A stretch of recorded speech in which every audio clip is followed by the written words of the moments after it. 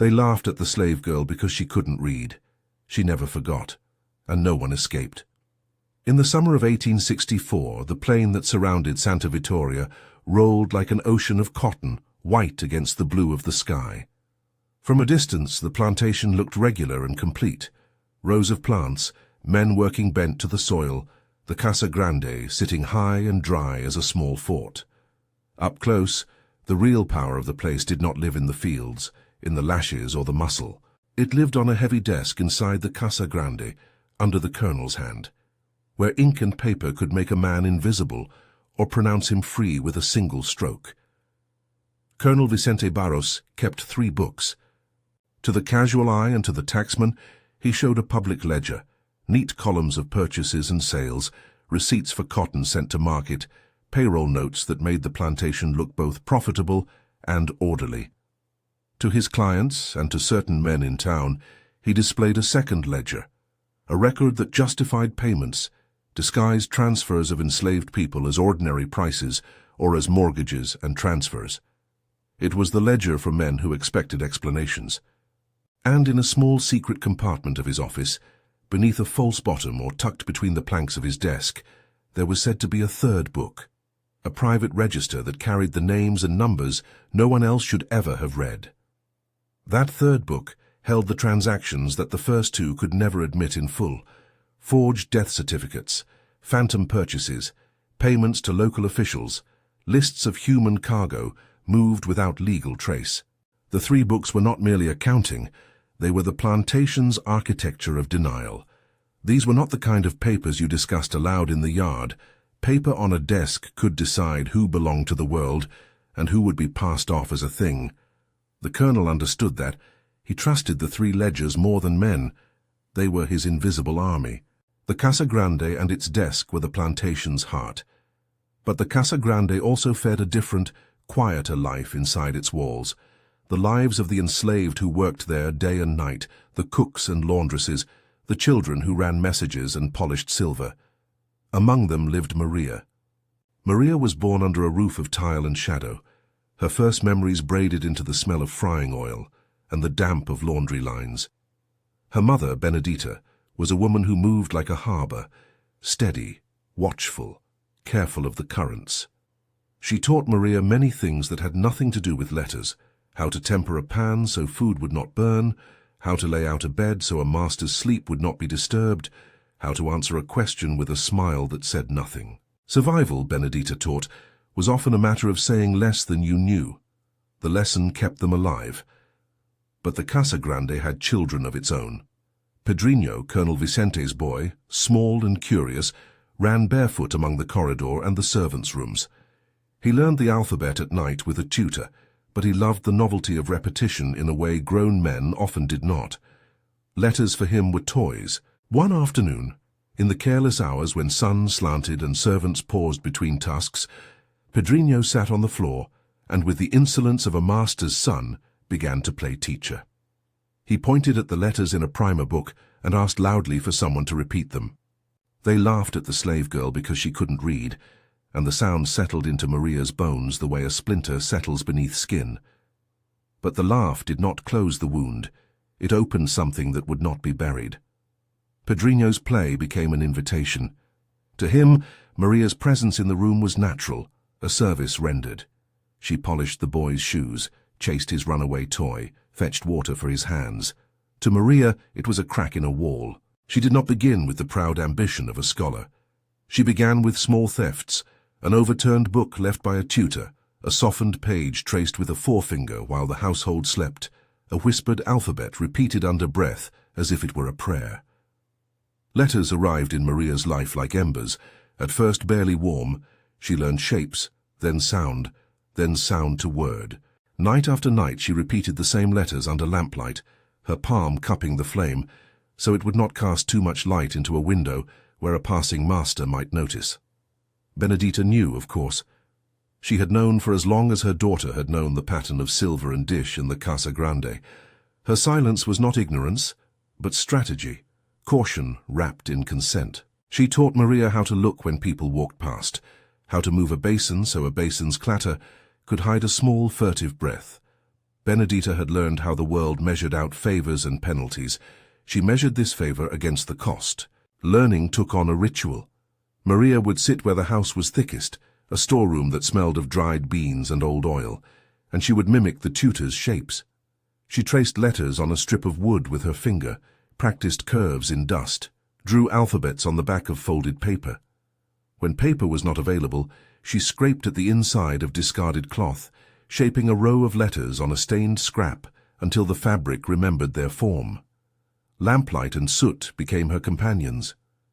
Sometimes she would dip a thin reed into oil and lamp soot, pressing the crude nib into ragged paper, with the cautious concentration of someone defusing a bomb.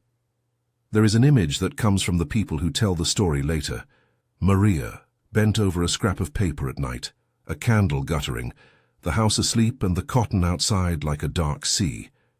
This image is preserved in oral tradition, indefinido, and, as a memory, it carries both the smallness and the daring of the act. The letters that had been toys in Pedrinho's hands taught Maria more than grammar. They taught her patterns, names repeated, columns that hid things with polite words, the way a number could stand in for a person.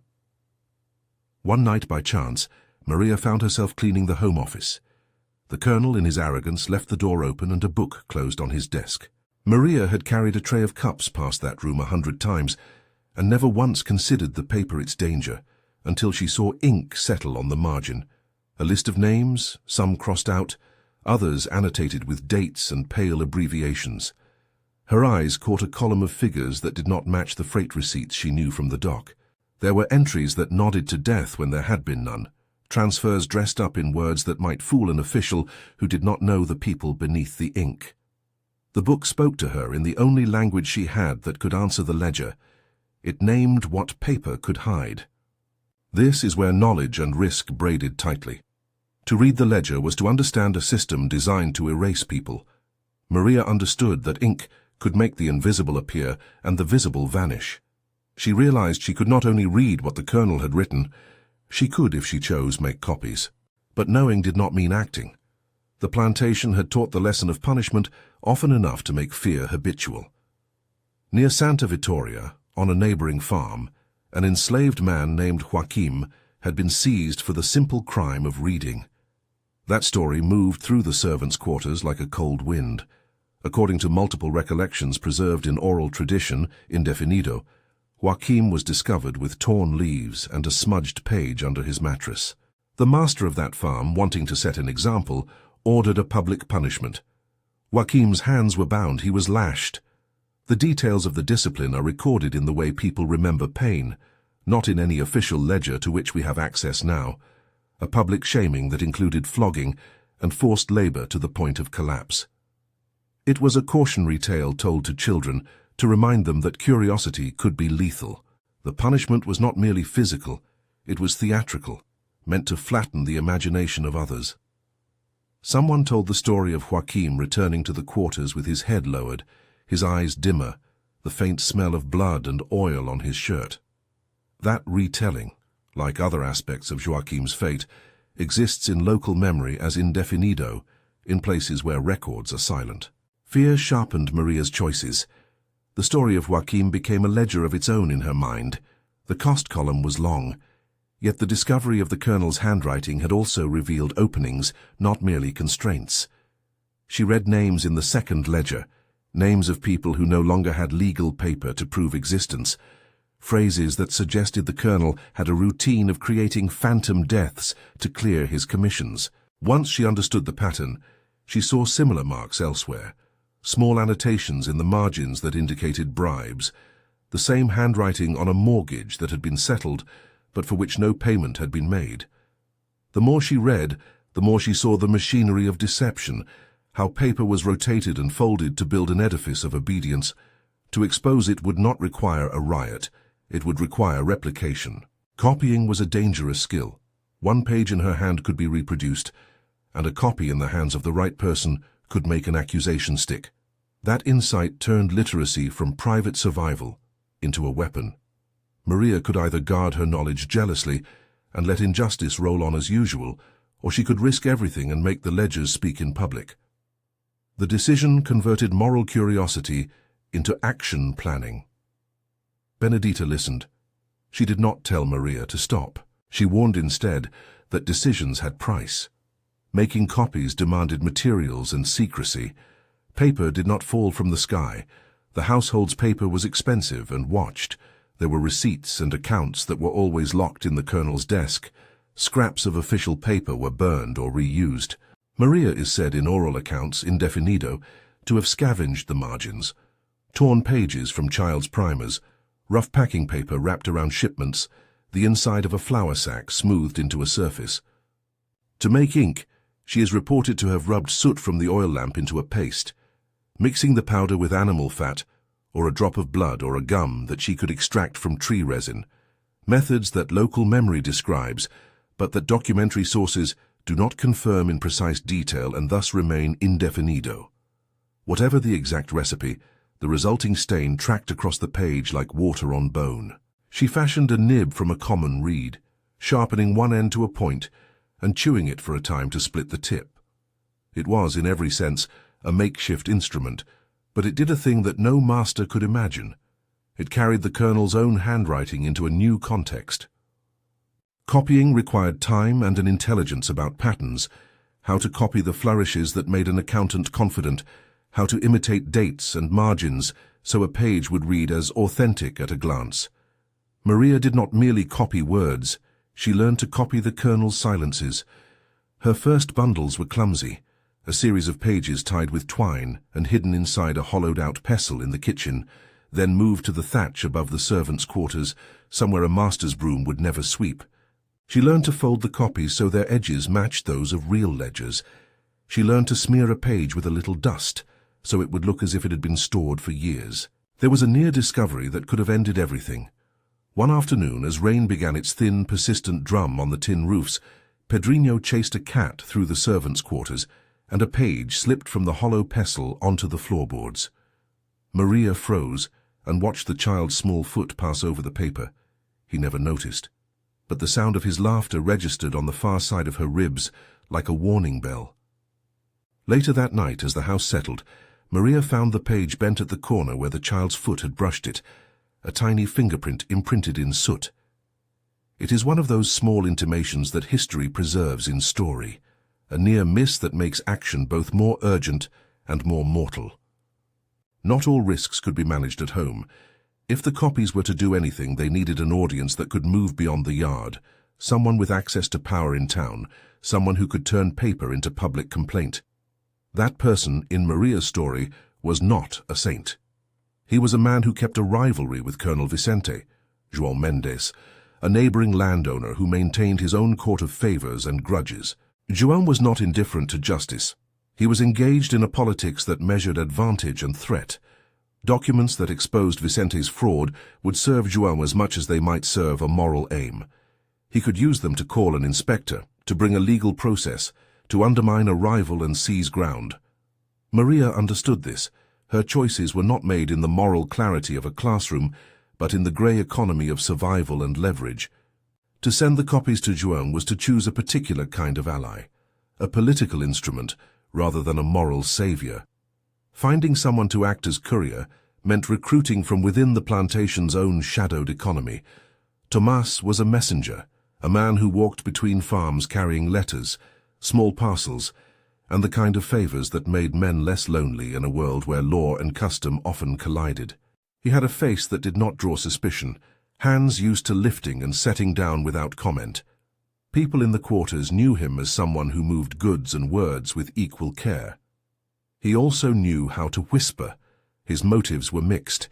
He could be seeking money, protection, or perhaps the small sympathy that came from recognizing an injustice.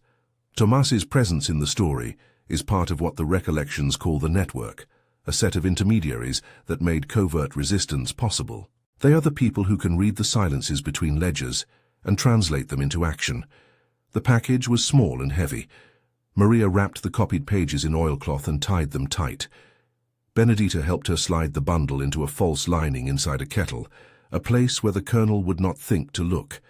Someone in the quarters arranged for Tomás to pass through the plantation the next day, collecting a note that spoke of a broken harness. He arrived as scheduled, a messenger with an excuse and an empty sack.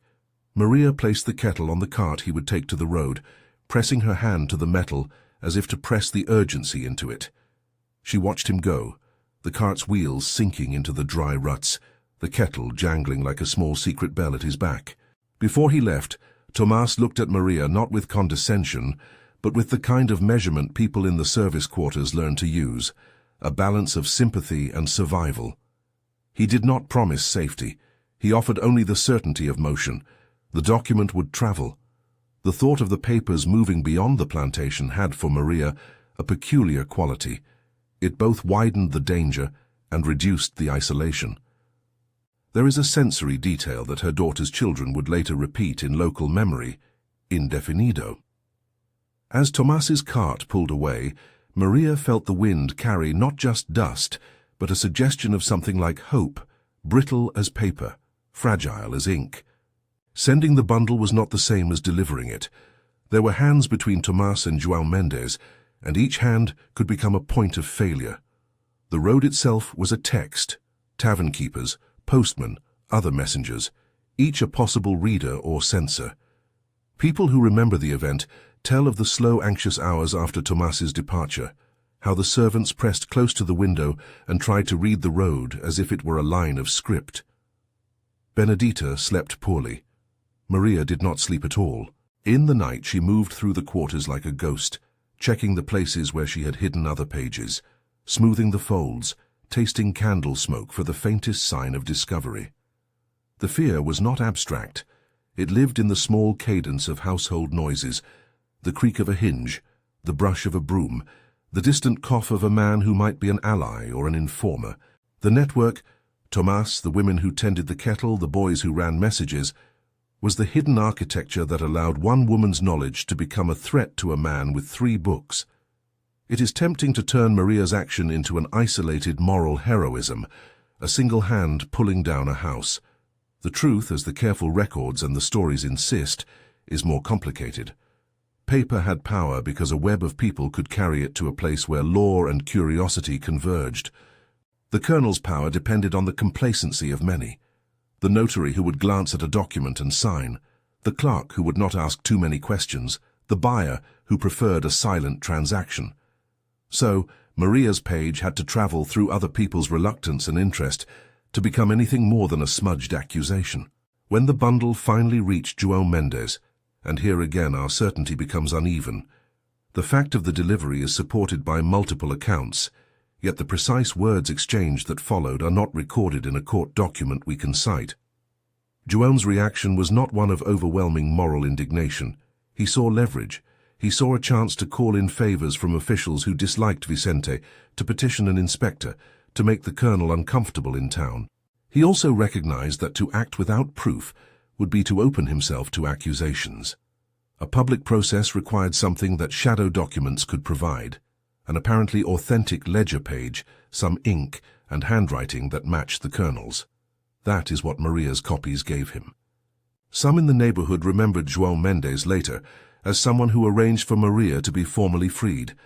Others told the story with the caution of an oral tradition, indefinido, suggesting that the alforria, the document of manumission, bore João's name as guarantor. But these recollections must be handled with care. They are part of the village's memory, layered over the official paperwork that has been lost or destroyed. João's motives, in any case, were political as much as personal. He was a man who saw an advantage in exposing a rival. Whether his action sprang from conscience, calculation, or both, remains in the domain of plausible interpretation rather than archival certainty. The day Tomas left with the kettle in his cart, Maria stepped aside from the window and allowed herself for a moment a small private image. The pages she had copied, spread out on a desk somewhere in town, the colonel's handwriting exposed under someone else's lamp. That image held a dangerous geometry, the papers revealed, the colonel cornered, the plantation's private truths forced into an official space where men with ranks and titles might be obliged to answer. It was the notion of visibility. That which has been made to vanish by custom could be made to appear before instruments of power that, in theory, punishes fraud. The irony was bitter. The colonel had rendered people invisible with paperwork. Now a paper could render him accountable. Yet even in that slender hope there remained the old lessons. Joachim's punishment had shown what a determined display of force could achieve. The colonel, if he suspected anything, could hide worse. He could burn evidence, stiffen witnesses with threats, pay a bribe to a clerk and make the paper trail vanish. The plantation's social code was a mechanism of both persuasion and terror. The forms of law that existed were porous enough that a man with money and connections could often put out a fire if he moved fast enough. So the bundle's movement was both a promise and a provocation. It threatened to expose, but it also set in motion other men's calculations. The colonel, if he learned of an investigation, might retaliate. João might proceed precisely because he wanted the colonel weakened. Tomás had left with the kettle, but with no guarantee of success. Maria, in the quarters, had made a decision that would ripple in directions she could not foresee. As the cart's wheels cut into the road, and the cotton fields slid past like a ribbon, the story pressed forward. The ledger pages that had once sat obedient on a desk were now moving through blood and rumor toward a town that kept a facade of order. The colonel's books still rested where he had last placed them. He would return to them the next morning and find nothing amiss, or he might find a page missing, a small impossible theft that would prick him with suspicion. Or perhaps if luck run badly for Maria, nothing would come of it, and the risk would have all been for naught. Either way, the action set in motion the crucial dynamic of the story. Knowledge converted to evidence converts private injustice into public question. The rest would depend on a sequence of people who could translate paper into process, curiosity into inquiry. Unknown to Maria in that dusk at the window, the ink she had scraped from a lamp and smudged on rough paper had already begun to do what ink sometimes does. It made outlines visible where once there had been only shadows. What emerged from that small deliberate theft was beyond any single woman's control. Yet without that theft, the 3 books might have continued to run the plantation as they had for years.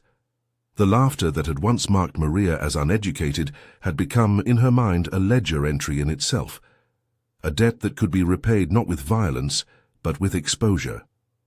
The garden of cotton would not unmake itself that year. The broader institution of slavery would persist. But in the microcosm of Santa Vitória, one small bundle of pages was now in motion, and in the movement something brittle and decisive had begun to break. The cart receded down the lane. Inside the Casa Grande, the colonel set his morning teacup on the desk and frowned at an absence he had not yet perceived. In the servants' quarters, Benedita folded a rag and pretended to sleep. Maria stood by the window long after the cart had disappeared, feeling the house breathe around her like a held thing. Her hands smelled of lamp oil and dust. For the first time since she had traced letters in the margins of a primer, she felt the full weight of the choice she had made. To move knowledge into the hands of people who could make it matter. The choice would bring consequences she could not imagine, and the ledger's 3 faces, the visible, the plausible, the secret, would be forced into a dance they had not intended. Outside, the cotton swayed. Inside, paper lay folded in a kettle that had left the yard. Between those 2 facts stretched the tense hours that could undo a man with 3 books or leave him untouched. The story turned on that tension. It would find its shape in courthouses, in town gossip, in the uncertain decisions of men who measured advantage as much as justice. For Maria, it was the moment when a private learning became public danger. And for those who would soon read and judge, it would be a moment to decide what papers meant in a world that had long relied on them, to hide the human truth. The road was a thin line between the plantation and the town. Tomás knew it as a man who had travelled it many times. He also knew that the cart's progress made him a kind of promise-bearer. It was no small thing to carry a kettle that smelled of stew and secret. The passing inns would not ask many questions, unless someone alerted them. The post office might glance at his note. In town, João Mendes waited with the cool predation of a man who needed leverage more than he needed pity. What none of them could fully imagine was how a single bundle of copied pages might begin to unravel a life built on the careful artifice of 3 ledgers. Tomás's cart sank into the town's dusty square like a creature slipping into a pool. Word moved faster than wheels. Men at the barber shop glanced up.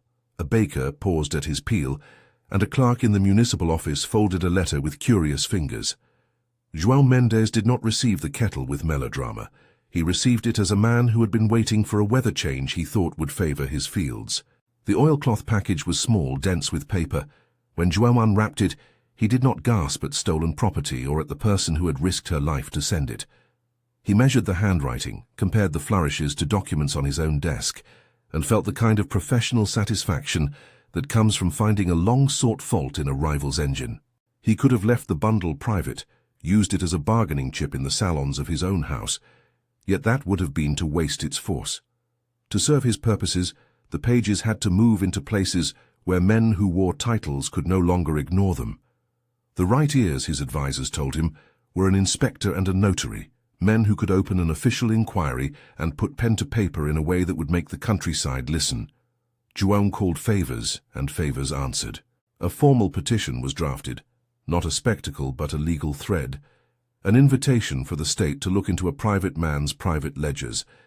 That petition would, if successful, force an exchange between hidden handwriting and public accountability. The arrival of investigators was not immediate. The mechanisms of law in provincial towns moved with both caution and appetite. A complaint required a cover of propriety. For some days, João paced his options, arranged witnesses, whispered to clerks, and ordered a modest show of moral outrage among men who disliked Vicente, but feared being too explicit. It is in these shadows, between strategic calculation and public duty, that the story's most ambiguous motives live. João's action advanced a political interest. It also advanced a truth. That entanglement would mark every subsequent claim of justice. When the officials finally came, they arrived with small, efficient authority. A magistrate who carried a seal, a scribe with an inkstone and paper, and 2 constables whose uniforms had the stiffness of men who knew how to watch a room. They had come because someone in the town's administration had judged the alleged irregularities too orderly to be natural. The magistrate did not shout. He announced his office, presented his papers, and set about the work procedures of inspection, listing inventories, noting ledgers present, requesting witnesses, and ordering that nothing could be removed from the Casa Grande without official sanction. The Casa Grande was not the scene of a theatrical arrest. The search was methodical. Servants watched from thresholds and under eaves, their faces lit with anxious curiosity. The colonel, who had always treated his ledgers as companions rather than confessors, met the magistrate's requests with a measured patience that was part composure, part calculation. He invited them into his study, where for years a certain order had reigned. The desk, the blotter, an inkstand that had been polished to a near mirror. Men with keys and lineages crossed the floor and set their authority into motion. The scribe unrolled his paper and began to record inventory. Men who served the colonel were asked to account for documents and whether any pages were missing. It was in the margins of this ritual that history sometimes shows its private face. A clerk, searching among the shelves, lifted a bound volume and found it heavier at one edge than the other. The book yielded a loose page, and then another. The magistrate's eye flicked, and the scribe copied titles into a ledger of his own. Purchases, transfers, annotations in the colonel's hand. For a moment the room stood suspended between the colonel's control and the law's curious routine. The first 2 ledgers, the ones meant for public consumption and the one for clients, lay open like masks set aside. Then, among the papers, a page caught the magistrate's attention for a different reason. It contained not simply a purchase or a receipt, but an arithmetic of people. Names paired with notes that did not correspond to death records, notations that suggested removal rather than lawful transfer. It was not, at first glance, dramatic. It required labor to be read for malfeasance. That labor had been provided to the magistrate by Maria's copies. Someone later recorded in town memory, again, a recollection preserved more in speech than in state archives, indefinido, that among the papers presented by João, there were pages whose ink matched the colonel's hand, too exactly to be coincidence. Those copies were the key that unlocked further inquiry. Vicente's reaction was a study in forced serenity. He offered explanations, clerical errors, a confusion of accounts, the sort of slip that accounting men sometimes made when numbers blurred. He tried to point the magistrate's eye toward the orderly columns of receipts that would prove his commerce legitimate. He smiled with the arrogance of a man who believed paperwork could always be reassembled like a shirt after a tear. But the state's representatives were not blind. The scribe kept his errors, and the magistrate kept his impartiality as long as he could.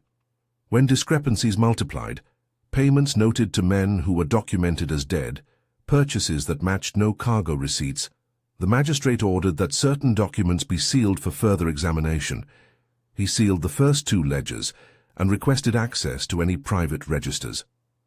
The notion of a private register, the third book tucked beneath planks or hidden in false bottoms, had long been rumor. It was the plantation myth that made the colonel's desk an artifact of fear. Now the magistrate declared that for the sake of inquiry, any hiding places must be revealed. The colonel hesitated.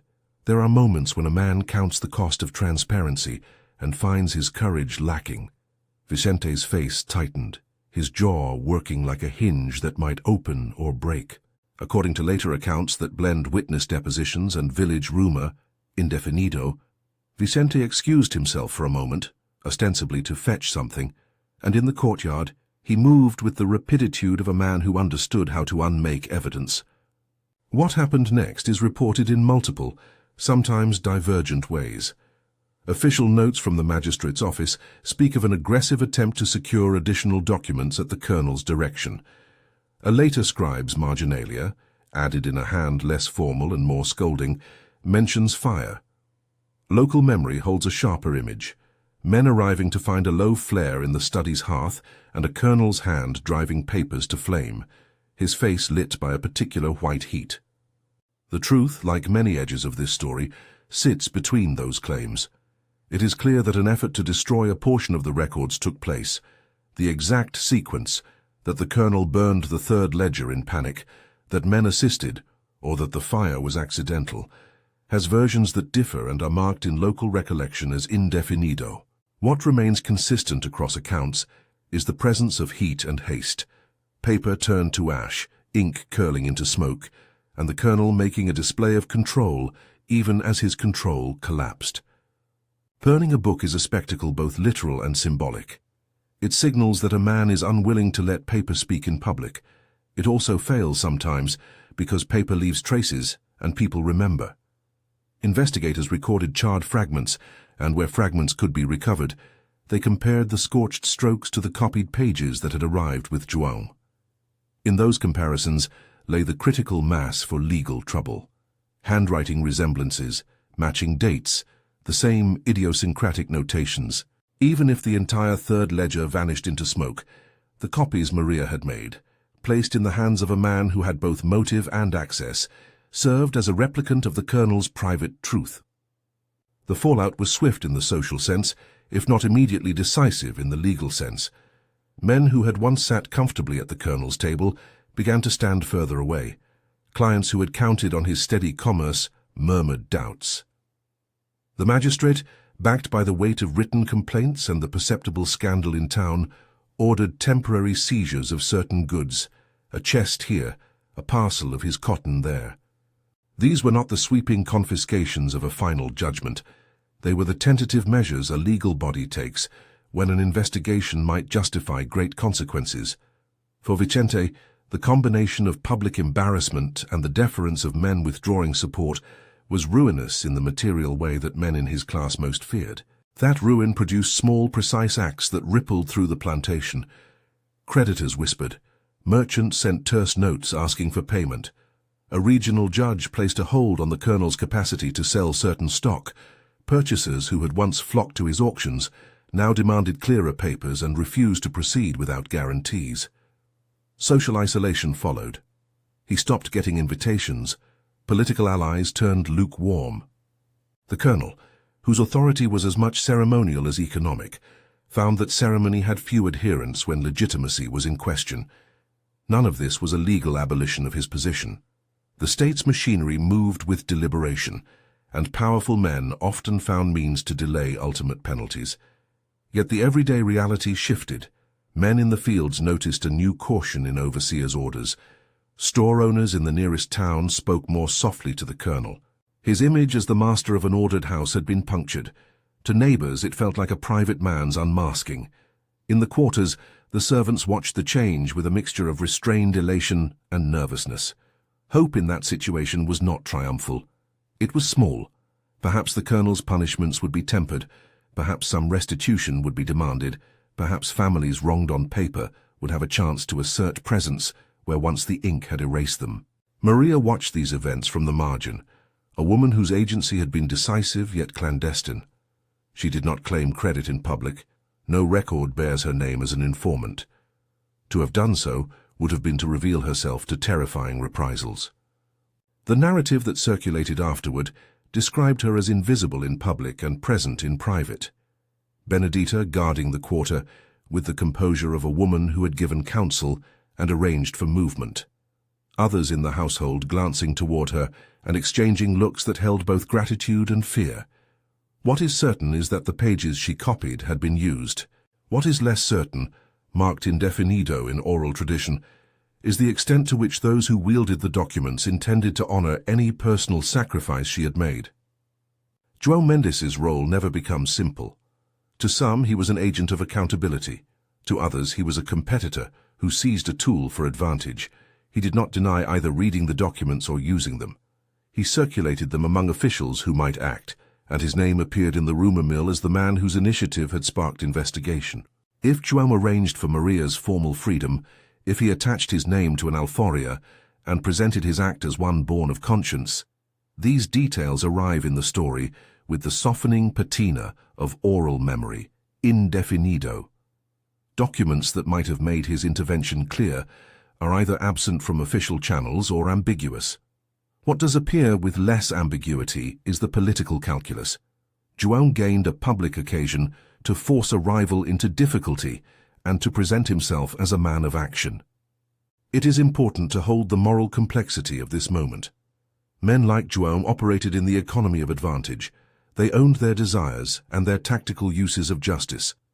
That does not erase the effect of the documents he moved into public hands. It complicates the meaning of any gratitude directed toward him.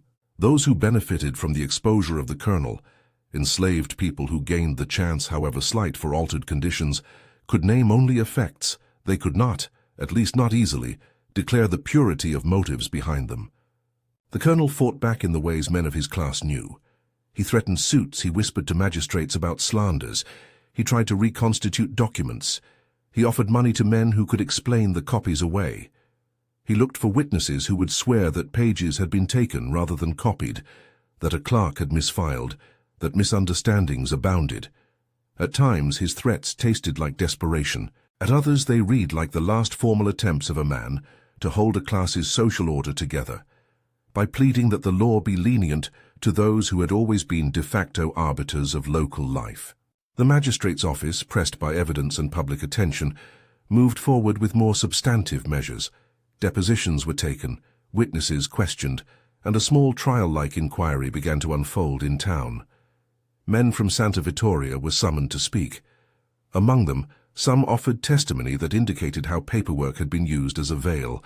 Others spoke in retracted phrases, sent by fear or loyalty, to say as little as they could. Public hearings were not here great theatre. They were a series of small pressures that cumulatively eroded the colonel's position. The workings of legal process, inspections, seals, temporary holds, and public statements made the private visible. When private became public, the social cost was significant, all of which leads to the question of Maria's fate in the aftermath.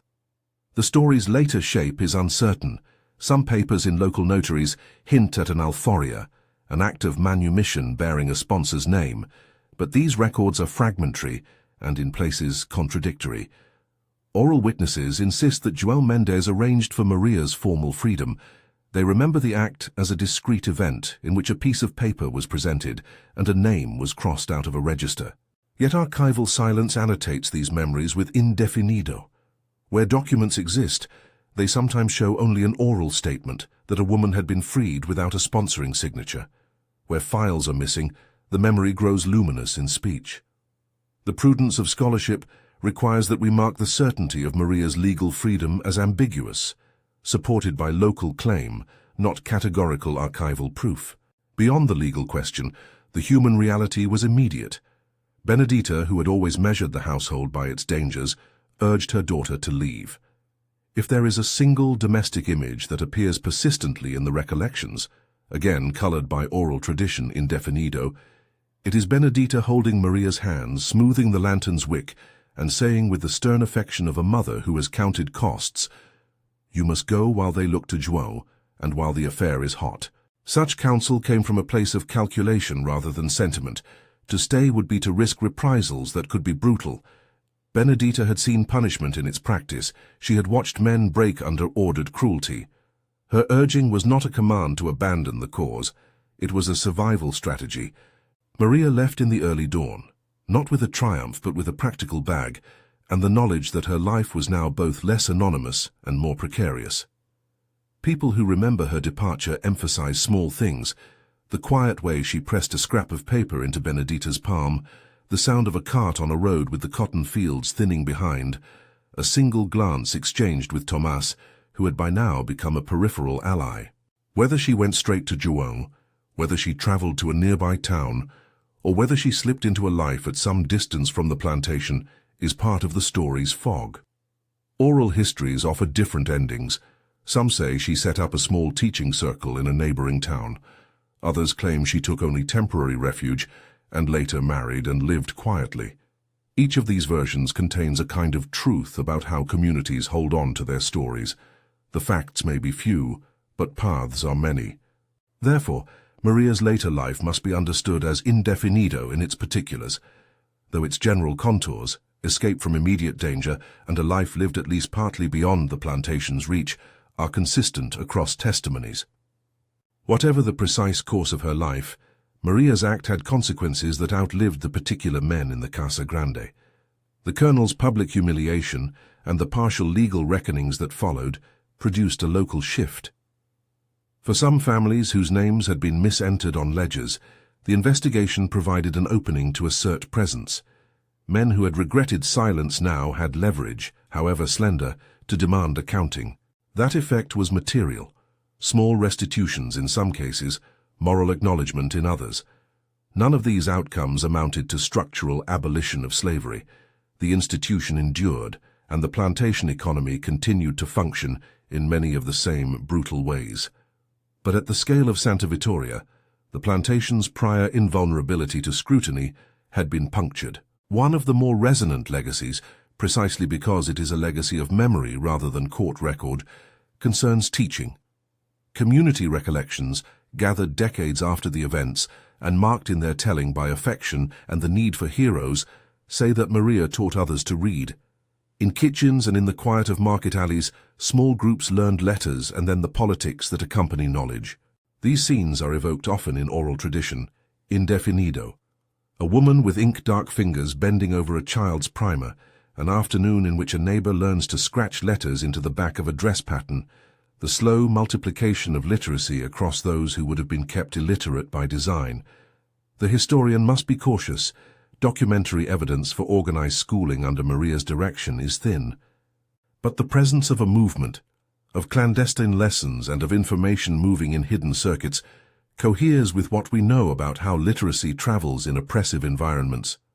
The memory of a teacher often stands in for a wider network of transmission that may include many hands. There is another, quieter effect that endures: the inversion of trust. Men like Vicente had always trusted paper. Paper had been their ally in making people disappear from public account. Maria's act demonstrated that paper could be reoccupied, and accounting could be turned against the man who used it to erase. That reversal is not merely procedural, it is symbolic. It altered how people understood the vulnerability of systems, how the things that sustain inequality can be used, once returned to the people, to reveal and to resist. The gesture of copying a page is small and technical. Its consequence can be destabilizing. And yet the story refuses the simplicity of neat victory. The kernel, though diminished, did not vanish entirely. The structural forces that sustained slavery, markets, laws, customs, remained entrenched. João Mendes's political gain was neither purely noble nor purely wicked. It was the sort of act that mixes self-interest with the public good. Tomas's courage did not make him safe. Benedita's sacrifice did not free her of grief. Maria's knowledge produced visible consequences inside the plantation's social frame, but did not by itself dismantle the larger edifice. This ambivalence is essential. It refuses the myth of an individual heroic act as the engine of systemic change. It insists instead on a truth both humbling and hopeful. Small acts can break particular mechanisms of power, creating ripples that may be followed by other acts, other hands, other letters scratched under lamplight. In the years that followed, the story of the three ledgers entered into local conversation as a parable about what reading can do. Mothers told their children that literacy was more than an ornament. It was a means of being counted. People who lived through the scandal told the story selectively, honoring courage in private and acknowledging danger in public. When neighbors narrated the episode, they often ended it with a line that echoed like a moral. Those who had once laughed at the slave girl because she could not read discovered in time that a single remembered slight could be repaid with paper and consequence. That sentence, the seed of our title, circulated as both boast and warning. Do not underestimate those whom systems have made small. We should not let the rhetoric close the scene without the gentle precision of historical honesty. Several key details remain unresolved in the archives.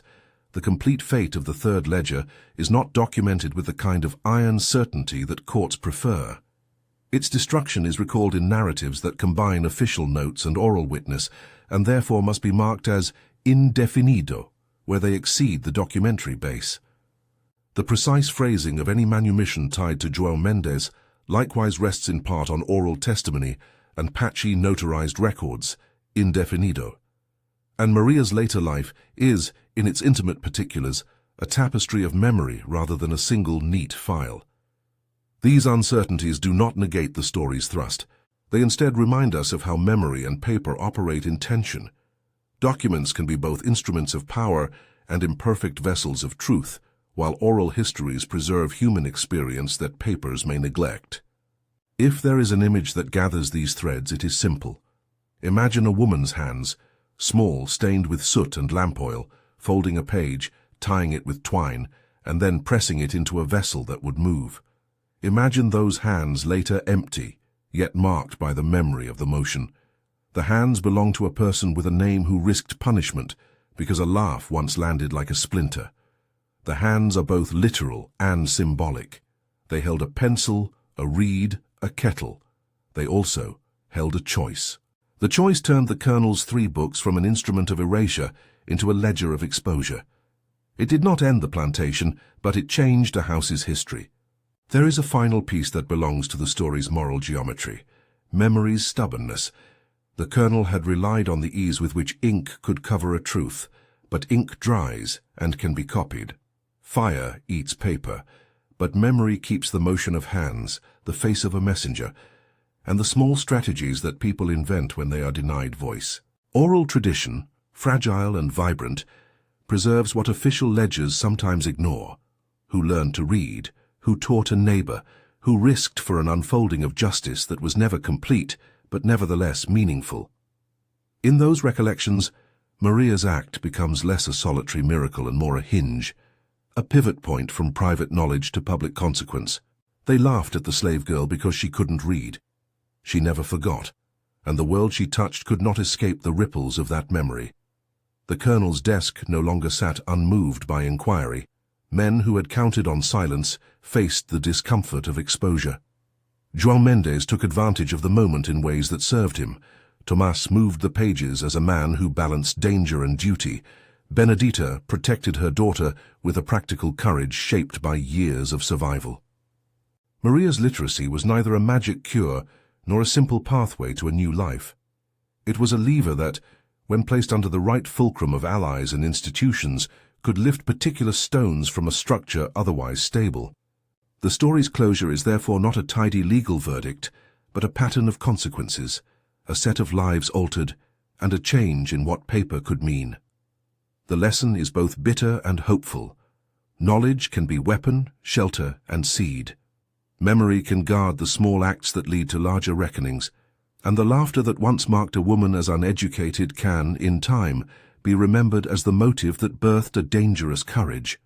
If this story calls for any invitation beyond the facts, it is to listen to the quiet ways resistance travels, through letters copied by hand in lamplight, through the careful movement of a kettle on a cart, through the choice of a mother to nudge her child away from danger. These are the seams by which change often begins, small, furtive, almost invisible, until they are not. If you found this account meaningful, consider sharing it so that other untold histories gain voice. And tell us in the comments, do you think Maria's choice was right, given the risks? Your reflections are part of how memory continues to live.